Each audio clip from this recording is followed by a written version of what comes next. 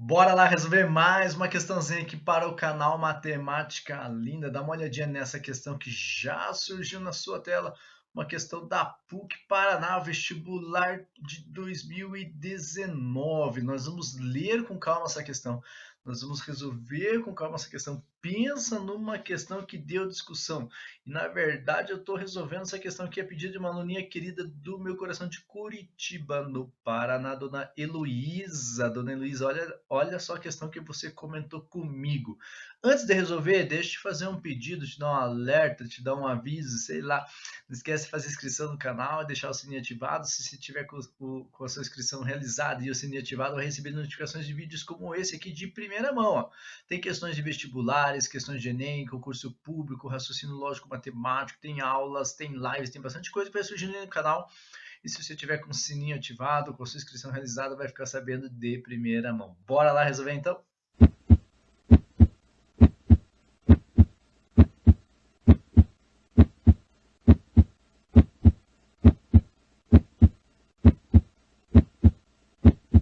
Pega só essa questãozinha da PUC Paraná. Nós vamos ler com calma essa questão. Logo, logo a gente resolve. Olha só. O Pequeno Príncipe é um dos livros mais lidos no mundo. Foi publicado há 75 anos, em 1943, e desde então traduzido para centenas de idiomas e dialetos. Trata-se da obra mais famosa do autor Antoine de Saint-Exupéry. Não sei se está certo esse, depois você me diz. A seguir, 8 frases de O Pequeno Príncipe que podem ser consideradas lições de vida. Então, nós temos 8 frases aqui. E olha só o que diz a questão.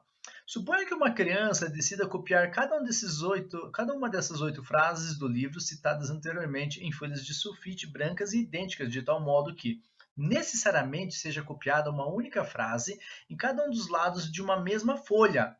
Nenhuma das frases seja escrita mais de uma vez, exatamente 4 folhas de sulfite sejam usadas. Ao todo, quantas são as possíveis maneiras distintas de se escolher todos os pares de frases que serão copiadas nessas folhas? Então, pensa numa questãozinha aí que deu discussão. Eu vou resolver ela com você bem passo a passo, e aí eu vou fazer o paralelo com um exemplo um pouco mais enxergável, se é que existe isso, né? Claro que não, mas tudo bem. O que eu quero que você pense, né? Quando ele fala assim que nós temos 8 frases no livro, e essas 8 frases do livro serão copiadas, né? Uma única frase em cada um dos lados de uma mesma folha, e nós temos 4 folhas sulfídeos. Imagina que eu vou pegar uma folha, né? Então nessa folha eu vou escrever na parte, num lado da folha e depois no outro lado da folha. Então veja que cada folha nós vamos escrever 2 frases, das 8 inicialmente. E sempre quando nós trabalhamos com problemas de contagem e de um total de elementos nós pegamos uma parte, a gente associa automaticamente a nossa cabeça ou é arranjo ou combinação. Quando é arranjo, quer dizer que a ordem desses elementos é importante. Quando é combinação, a ordem dos elementos não é importante. E veja que aqui ele não mencionou, né, em maneira alguma, né, alguma importância aí na ordenação dessas frases. A única coisa que ele falou é que essa frase não pode ser escrita mais de uma vez. Então, tanto faz se eu vou escrever, por exemplo, a frase ali da primeira linha, a primeira frase neste lado da folha ou no segundo lado da folha. Ou na primeira folha, ou na segunda folha, ou na terceira folha, ou na quarta folha. Inclusive, essas ordenações que eu acabei de mencionar também vão interferir na nossa análise. Então, a ordem das frases não importa e a ordem das folhas também não importa. Nós estamos falando, então, inicialmente de combinação quando nós falamos dessas frases aí. O que eu quero que se pense? Vamos imaginar a primeira folha, né? Nós vamos ter que selecionar quantas frases para a gente escrever nesses dois lados das folhas? 2 frases. Então, a gente vai fazer combinação de 8 frases que nós vamos selecionar 2. Olha o esquema que eu trouxe aqui para você, então. Para a primeira folha, das 8 frases, nós vamos escolher 2. Ou a criança ali, né, vai escolher 2. À medida que 2 frases já foram escolhidas, das 8 restam 8 menos 2, 6 frases para a segunda folha, que também vão ser escolhidas 2, ou escritas 2. Então, dessas 6 frases, né, que nós tínhamos de opções para a segunda folha, 2 foram selecionadas, restaram 4 para a terceira folha, que vão também ser selecionadas 2. E, por fim, as 2 últimas, né, que vão ser selecionadas para a última folha. Então, veja que nós estamos falando de uma combinação de 8 elementos tomados 2 a 2, combinação de 6 elementos tomados 2 a 2, combinação de 4 elementos tomados 2 a 2, combinação de 2 elementos tomados 2 a 2. como nós temos que selecionar, né, as frases para a primeira folha e para a segunda folha e para a terceira folha e para a quarta folha e multiplique. Só que se a gente fizer o cálculo direto, nós vamos cometer um erro aí, né, porque a ordenação das folhas também não é importante. Então, imagine que eu tenho de folha 1, folha 2, folha 3, folha 4, mas eu posso alterar ou permutar a ordem dessas folhas. Ou seja, eu vou ter que dividir isso por uma permutação dessas 4 folhas aí, essas 4 disposições aí. Essas 4 folhas aí que vão estar dispostas de uma ordem diferente. Aqui que a gente trabalha com permutação. E aí a gente vai trabalhar com o cálculo ali de combinação, né? Lembrando da formulazinha, combinação de n elementos tomados pp fica n fatorial sobre p fatorial vezes n menos p fatorial, fazer o cálculo de cada um deles ali para você, ó, combinação de 8 elementos tomados 2 a 2, então vai ficar 8 fatorial sobre 2 fatorial, 8 menos 2 fatorial, então o n é 8 e o p é 2, 8 menos 2, 6 fatorial, aí eu vou desenvolver o 8 até chegar no 6 fatorial, né? 8 vezes 7 vezes 6 fatorial, para justamente cancelar com esse cara que está aqui embaixo. Deixa eu fazer para você, ó. Vamos cancelar esse 6 fatorial com esse 6 fatorial. Ficou 8 vezes 7, 56, divididos por 2, 28. E a gente faz a mesma coisa agora para o próximo cálculo, né? O próximo cálculo. Veja que eu vou ter combinação de 6 elementos tomados 2 a 2, 6 fatorial sobre 2 fatorial, 6 menos 2 fatorial, vou fazer 6 menos 2 fatorial, 4 fatorial, vou desenvolver o 6 até o 4 justamente para cancelar o 4 fatorial do numerador com o denominador.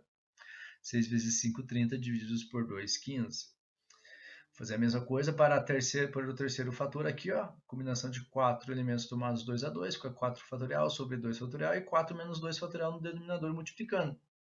4 menos 2 também é 2 fatorial, ó. Então eu tenho 4 fatorial, 4 vezes 3 vezes 2 fatorial, que vai cancelar com 2 fatorial do denominador, 4 vezes 3 é 12, divididos por 2 é 6. E por fim, né, nem precisaria mais, só para a gente formalizar a resolução, né, se eu tenho combinação de dois elementos tomados 2 a 2, lembrando que 2 menos 2, 0 fatorial equivale a 1, né? 0 fatorial é 1, ou seja, um elemento neutro da multiplicação, 2 divididos por 2 vai ser 1. Então, se eu fosse escrever esses resultados, ó, cuidado, né? Cuidado, cuidado, cuidado, cuidado. Eu teria o seguinte cálculo aqui para fazer ainda, ó. Então, eu teria 28, né? Resultado aqui do primeiro, vezes 15, vezes 6, vezes 1. E a permutação de 4 elementos fica 4 vezes 3, vezes 2, vezes 1. Beleza. E aqui que eu quero que se cuide, né? Na hora de fazer o cálculo, por favorzinho, né? A partir do momento que você entendeu isso aí, fazer o cálculo aí de boa, para não errar, dá para fazer algumas simplificações aqui primeiro. Por exemplo, eu consigo simplificar o 28 com o 4, dá para dividir aqui já, né? 28 por 4 dá 7. Eu sempre procuro simplificar antes, né? O 15 com 3, por exemplo, se você quisesse fazer. 15 com 3. 15 divididos por 3 é 5. E o 6 com 2 seria uma opção, né? Seria uma opção. 6 dividido por 2. Vai dar 3. Veja que no numerador ficou 7 vezes 5, ó. E 7 vezes 5 é 35. Vezes 3, 105. Um elemento da multiplicação não interfere no nosso cálculo. Por que eu falei para você que deu discussão e deu o que falar esse tipo de questão aí? Porque às vezes a gente não enxerga bem esse detalhe do porquê dessa permutação desses 4 elementos. Então, o que eu busquei para você, para a gente entender bem essa questão aí? Imagine uma situação um pouco com menos elementos. Acho que você enxerga melhor. E eu forcei aqui justamente com esse comando de questão. Quer ver? Ó? Imagine assim, um torneio de tênis é formado por 4 jogadores que se enfrentarão em partidas de duplas, 2 contra 2.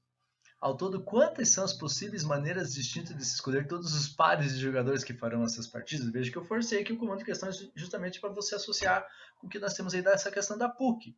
Então, se você achar que bastava, né, pensar assim, são 4 jogadores, e eu tenho que pensar em duplas, então eu posso pensar assim que para a primeira dupla, como não importa a ordem, né, dos 4 jogadores eu vou selecionar 2. E para a segunda dupla, dos 2 jogadores restantes eu vou selecionar 2. Como combinação de 4 elementos tomados 2 a 2 é 6, gente acabou de ver, combinação de dois elementos mais 2 é 2 é 1, a gente acabou de ver. Então eu vou ter 6 partidas possíveis, ou 6 maneiras distintas de escolher esses pares de jogadores. Isso aqui está errado. Por quê? Ó? Quer ver como se enxerga melhor agora com uma quantidade menor de elementos? Imagine que os jogadores, para não expor ninguém, né, os nomes dos jogadores, imagine que os jogadores são os jogadores A, B, C e D. Então, quando a gente fala dessas partidas ou dessas pares de jogadores que nós podemos selecionar para essas partidas aí, ó, a gente pode pensar numa primeira partida da seguinte maneira. Eu posso selecionar a dupla AB para jogar contra a dupla CD. Lembrando que se eu seleciono BA e DC, é a mesma dupla. BA é a mesma dupla que AB. E DC é a mesma dupla que CD. E se eu coloco CD contra AB, também é a mesma partida. E eu posso selecionar, por exemplo, ó, AC com BD. Ó, a dupla AC contra a dupla BD. E eu posso selecionar, por exemplo, a dupla AD com a dupla BC. Então, se você não divide, como nós dividimos lá anteriormente na questão por 4 fatorial, aqui se você não divide por essa quantidade de duplas, né, já que é AB contra CD, imagine como se fosse folhas aí, ó, a primeira dupla é a primeira folha, a segunda dupla é a segunda folha. É a mesma ideia que eu quero que você pense. Se você não divide pelo 2 fatorial, aqui já que está falando em duplas, você estaria cometendo o erro de computar nesses 6 aqui, ó, justamente, por exemplo, fazer CD contra AB. Ó. Ou nessa segunda partida, fazer BD contra AC. Ou nessa terceira partida, fazer BC contra AD. Veja que a partida é a mesma. Então, por isso que na hora que a gente faz esse cálculo, se a gente não esquecer, né, que nós temos que computar as permutações das duplas, no caso, que seriam as folhas. Opa, aqui não, 4 lá nas folhas, né, Trem, você tá maluco? Aqui são duas, né, gente? Duas duplas. No nosso exemplo, da nossa questão da PUC, são 4 folhas. E se você não lembrar que tem que dividir, então, por 2 fatorial, ou seja, ser divididos por 2, 3 partidas, sim, aí você não vai cometer esse tipo de erro. Beleza? Então associa esse exemplo um pouquinho mais básico que eu trouxe para você, exatamente com essa situação da questão da PUC, já que são 4 folhas, dividir por 4 fatorial. Valeu? Até a próxima. Tchau!